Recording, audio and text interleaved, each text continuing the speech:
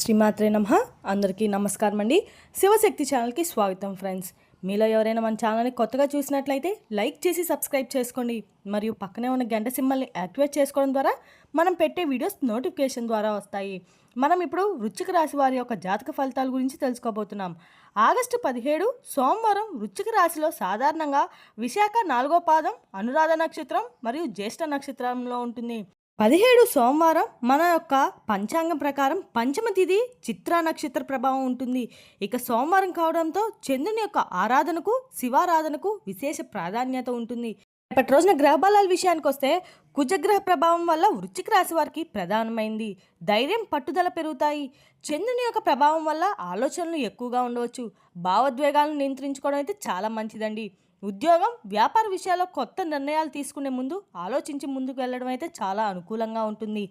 ఆర్థిక విషయాల్లో జాగ్రత్తగా వ్యవహరించడం చాలా మంచిది. ఇక రేపటి రోజున శ్రీ శివుడి యొక్క ఆరాధన చాలా అనుకూలంగా ఉంటుంది. సోమవారం కావడం వల్ల శివలింగానికి నీరు లేదా పాలతో అభిషేకం చేయించండి. ఓం నమ శివాయ అనే మంత్రం జపించండి. నాగదేవతకు పూజ చేయడం కూడా చాలా శుభప్రదంగా భావించవచ్చు. ఇక రేపటి రోజున ఆగస్టు 15న నాగపంచమి కూడా ఉండటంతో నాగదేవత యొక్క ఆరాధనకు ప్రాధాన్యత ఉంటుంది.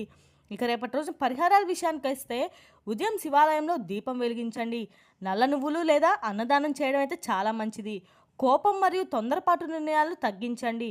పేదలకు ఆహారం లేదా అవసరమైన వస్తువులు దానం చేయండి. ఇక రేపటి రోజున వృశ్చిక రాశి వారి యొక్క అదృష్ట రంగు ఎరుపు మరియు గోధుమ రంగు. అదృష్ట సంఖ్య వచ్చేటప్పటికి 9. దక్షిణ దిక్కు ప్రయాణం చాలా అనుకూలంగా ఉంటుంది మరియు మంచి ఫలితాలను కూడా ఇస్తుందండి. మనం వివరాల్లోకి వెళ్తే రేపటి రోజున వృశ్చిక రాశి వారికి సరికొత్త మార్పులు అనేవి మీ జీవితంలో ప్రారంభం కాబోతున్నాయని చెప్పుకోవాలండి. ఇక మీకు రేపటి రోజున రాబోయే రోజుల్లో మీకు కాబోతుందనే తెలుసుకోవాలి. ఇన్నాళ్ళు మీరు చూపించినటువంటి మంచితనాన్ని, త్యాగాలను ఈ లోకం చేతకానితనంతో అయితే జమకట్టి నవ్వుకుంటూ కాలం గడిపేసిందండి. వీళ్ళకి ఎంత చేసినా కూడా పిచ్చి పనులు చేస్తారు. నలుగురి కోసం తాపత్రయపడేవారే కానీ ఎప్పుడూ కూడా వీరి కోసం వీరు ఏది చేసుకోరంటూ లోకం మిమ్మల్ని చూసి హేళన చేసింది, చులకనగా చూసింది కూడా. ఎంతోమంది మిమ్మల్ని అసహించుకున్నారు. అలాంటి ప్రతి ఒక్కరి కళ్ళ ముందు మీరు తప్పకుండా అయితే ఒక విజేతగా ఉన్నతమైనటువంటి స్థానంలో మిమ్మల్ని మీరు నిలబెట్టుకోబోతున్నారు. ఇక మీ యొక్క ఆలోచనలు, మీ ఆలోచన విధానాన్ని, ఐడియాలను దోచుకొని మీ పైనే పెత్తనం చలాయించినటువంటి నకిలీ మనుషుల మాటలతో అయితే మీకు జవాబును అయితే అస్సలు ఇవ్వడానికి మొక్కు చూపించకండి. ఎందుకంటే రాబోయే రోజుల్లో మీరు సాధించేటువంటి అపారమైనటువంటి విజయం అనేది మీకు చిన్నదైనా, పెద్దదైనా, ఐశ్వర్యమైన లేదా ఒక మంచి అవకాశమైనా కానీ మీకు తప్పకుండా అయితే మీరు ఒక అద్భుతమైన మీ జీవితంలో జరగబోతుందనే చెప్పుకోవాలండి. ఎవరైతే మిమ్మల్ని ఎగతాళి చేస్తారో వారి యొక్క నోళ్ళు మూగబోతున్నాయి. అయితే ఈ విషయాన్ని మీరు పరిపూర్ణంగా విశ్వసించండి. ఇన్నాళ్ళు మిమ్మల్ని అప్పుల ఊబిలోకి నెట్టి కంటి మీద కునుకు కూడా లేకుండా చేసినటువంటి ఒక శని భగవానుడి యొక్క కఠినమైనటువంటి పరీక్షా సమయం ఇక ముగిసిపోయిందనే చెప్పుకోవాలండి.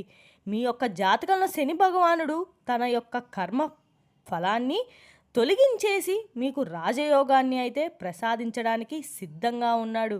ఇక మీ యొక్క మనసులో వంకలైనటువంటి నిజాయితీ ఉన్నప్పటికీ మీ స్వార్థపూరితమైనటువంటి ప్రపంచంలో మీరు ఎన్నో వెన్నుపోట్లను కొడుచుకున్నారు.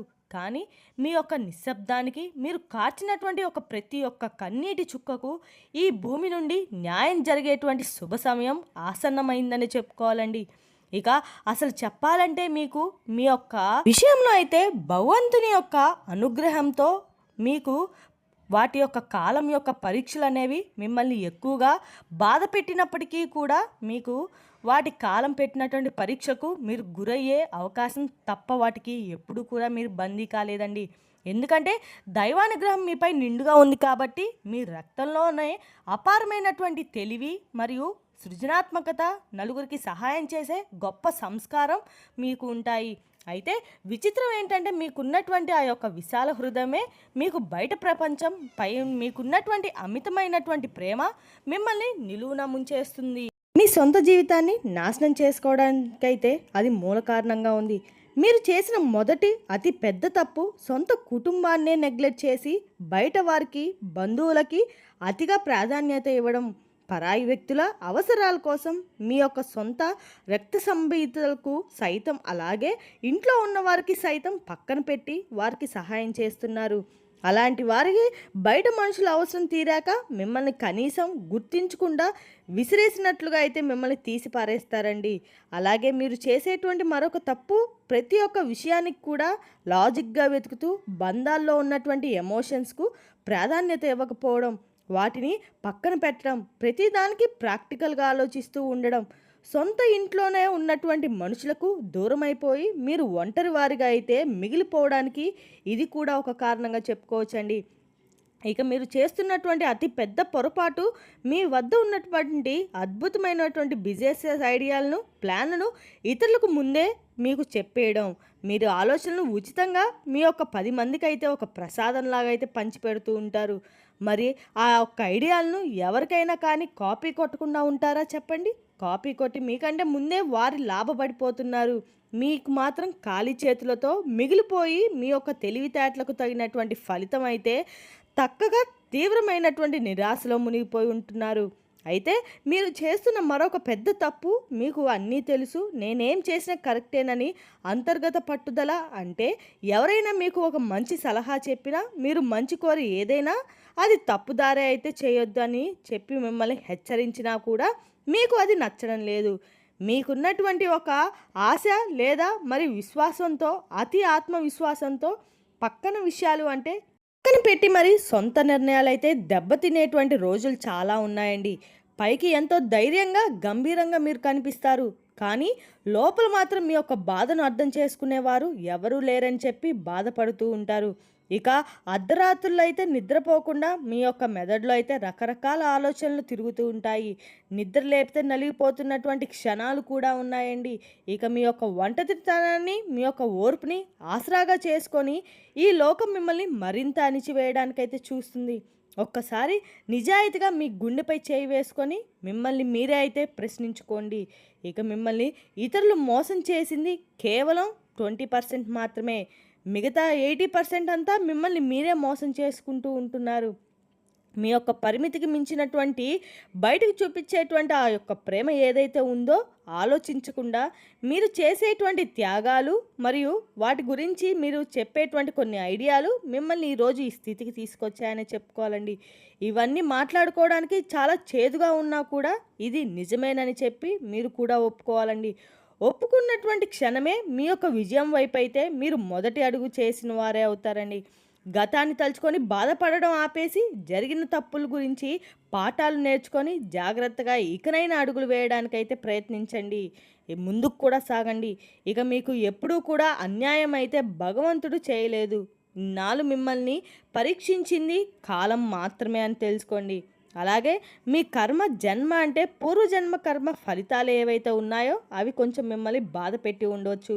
అయితే ఇప్పుడు పూర్తిగా మీకు అనుకూలమైనటువంటి రోజులు మనకి దగ్గర అయితే పడినాయండి. ప్రతిరోజు కూడా ఒకేలాగా ఉండదండి. ఒక్కొక్క రోజు ఒక్కొక్కరికి డిఫరెంట్గా ఉంటుందన్నమాట.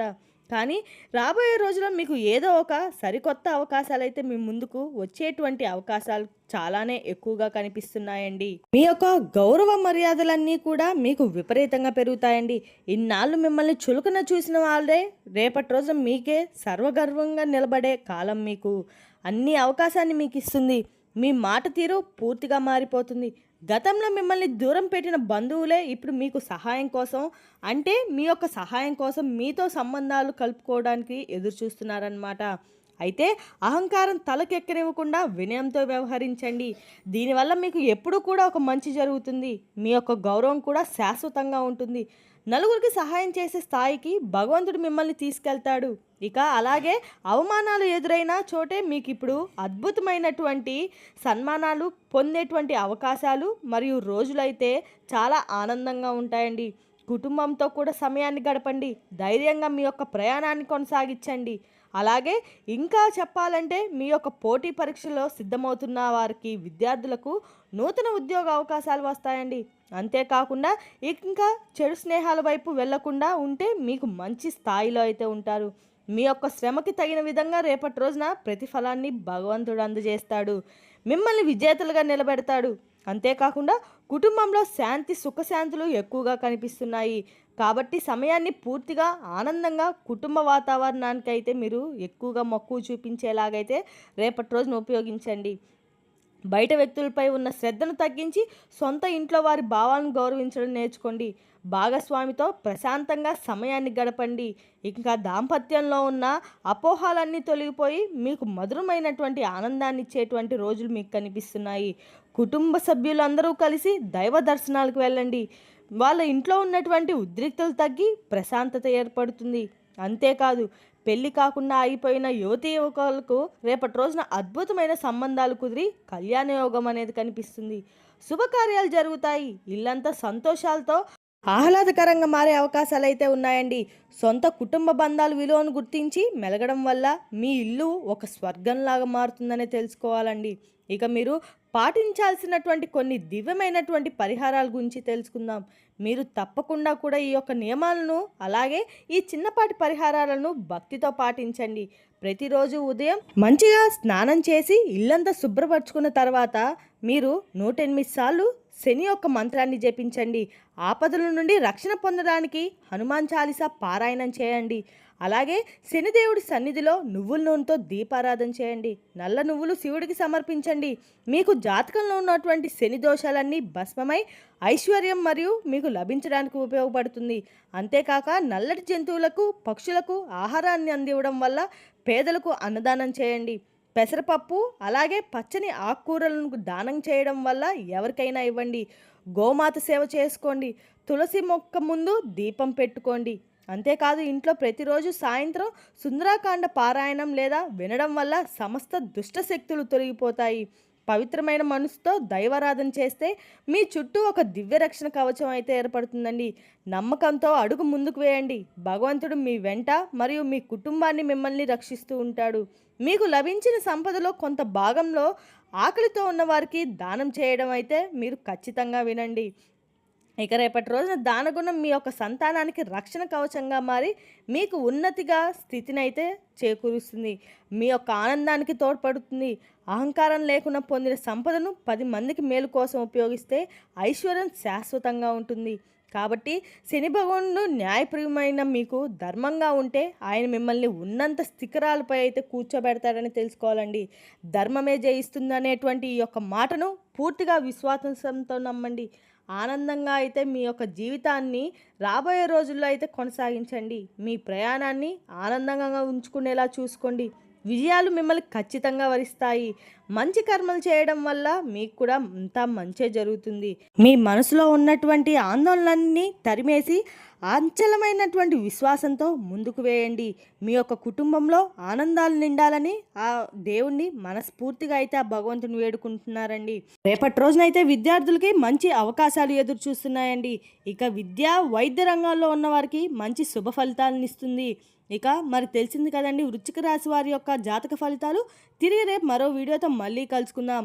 Thank you for watching.